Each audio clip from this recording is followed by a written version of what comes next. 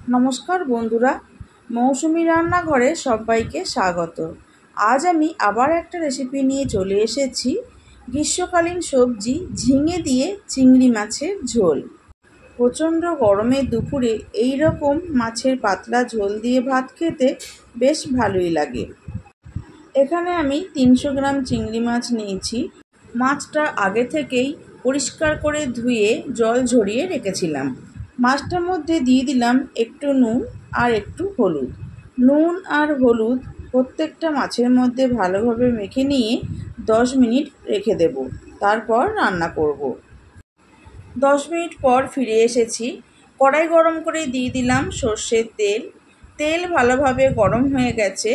খুন্তির সাহায্যে তেলটা কড়াইয়ের চারপাশে একটু ছড়িয়ে নিয়ে এর মধ্যে দিয়ে দিলাম ম্যারিনেট করে রাখা চিংড়ি মাছ।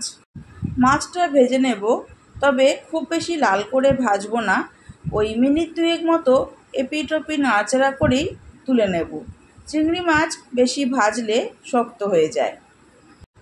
মাছটা ভাজা হয়ে গেছে, দেখুন হালকা লালচে রং ধরছে।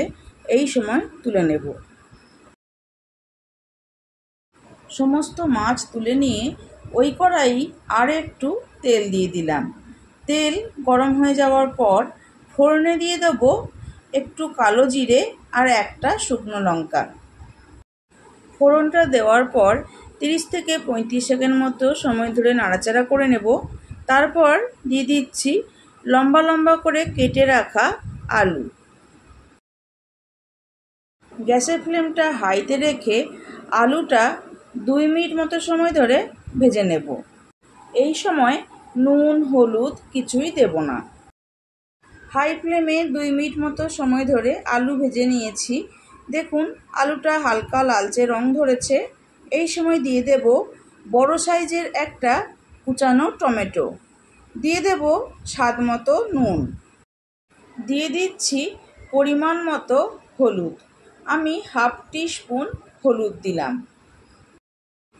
টমেটো নুন হলুদ দেওয়ার পর আবারও সব কিছু নাড়াচাড়া করতে থাকবো যতক্ষণ না পর্যন্ত টমেটোটা কুক হচ্ছে। গ্যাসের ফ্লেমটা হাইতে রেখে বেশ কিছুক্ষণ সময় ধরে নাড়াচাড়া করে নিয়েছি। দেখুন টমেটোটা একদম সেদ্ধ হয়ে গেছে আর টমেটোর কাঁচা গন্ধও চলে গেছে। এই সময় দিয়ে দেব হাফ টিস্পুন জিরে গুঁড়ো, স্বাদ মতো লঙ্কা গুঁড়ো। ঝালটা অবশ্যই নিজেদের স্বাদ অনুযায়ী দেবেন। দিয়ে দিচ্ছি 2 টিস্পুন আদা বাটা। এই সময় দিয়ে দেব ঝিঙে। ঝিঙেটা আমি একটু বড় করে কেটেছি। ঝিঙের সাথে সাথে সমস্ত রকম মশলা দেওয়া হয়ে গেছে। এই রান্নায় আমি আর কিছু মশলা ব্যবহার করব না। এইবার গ্যাসের ফ্লেমটা মিডিয়ামে রেখে সব কিছু ভালোভাবে কষিয়ে নেব। দেখুন কষাতে কষাতে ঝিঙে থেকে কিছুটা জল বেরিয়েছে। আরও কিছুক্ষণ কষিয়ে নেব যতক্ষণ না পর্যন্ত ঝিঙে থেকে বেরোনো এই জলটা শুকিয়ে যাচ্ছে। প্রায় 4 থেকে 5 মিনিট মতো সময় ধরে সব কিছু ভালোভাবে কষিয়ে নিয়েছি। দেখুন জলটাও শুকিয়ে গেছে আর আলুও সেদ্ধ হয়ে গেছে। এই সময় দিয়ে দিলাম ভেজে রাখা চিংড়ি মাছ আর 4টে কাঁচা লঙ্কা। দিয়ে দিলাম পরিমাণ মতো গরম জল। আপনাদের যতটা পরিমাণ ঝোল প্রয়োজন সেই বুঝে জল দেবেন। আমি গরম জল দিলাম। আপনারা ঠান্ডা জল দিয়েও এই রান্নাটা করতে পারেন, তবে আমার মনে হয় যে কোনো রান্নায় গরম জল দিলে রান্নার স্বাদ বেশি ভালো হয়। নাড়াচাড়া করে সব কিছু ভালোভাবে মিশিয়ে নিয়েছি। এইবার গ্যাসের ফ্লেমটা লো টু মিডিয়ামে রেখে ঢাকা দিয়ে 5 মিনিট রান্নাটা হতে দেব। প্রায় 5 মিনিট পর ফিরে এসেছি।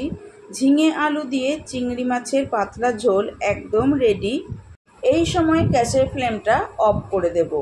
তারপর ঢাকা দিয়ে কিছুক্ষণ স্ট্যান্ডিং টাইমে রেখে গরম গরম ভাতের সাথে পরিবেশন করব।